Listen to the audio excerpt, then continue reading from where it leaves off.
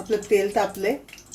तेलामध्ये आपण लसूण थोडासा ठेचून घेतलाय. थोडासा गुलाबी कलर येईपर्यंत आपण परतून घेऊया.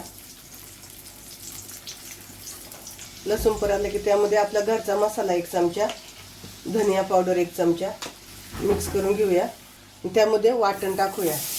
हे मी वाटण 8 दिवसाचं एकदाच वाटून ठेवते, रोज रोज नाही करत बसत. ते वाटण टाकले आपण.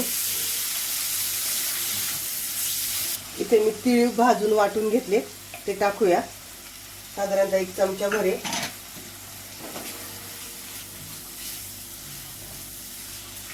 आपण बारीक गॅस केलाय. त्यामध्ये आपण वांगी, घेवडा, हरभरा आणि गाजर, तुम्हाला पाहिजे तर वाटाणे घ्या, बोरं टाका.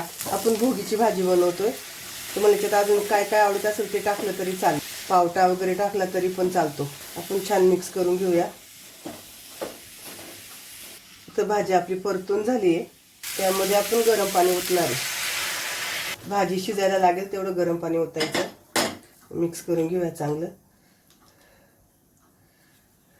चवीनुसार मीठ आणि बारीक गॅस करून आपण झाकण ठेवून घेऊ.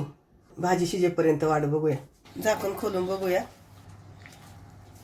आपली भाजी शिजली आहे. आपण गॅस बंद करू.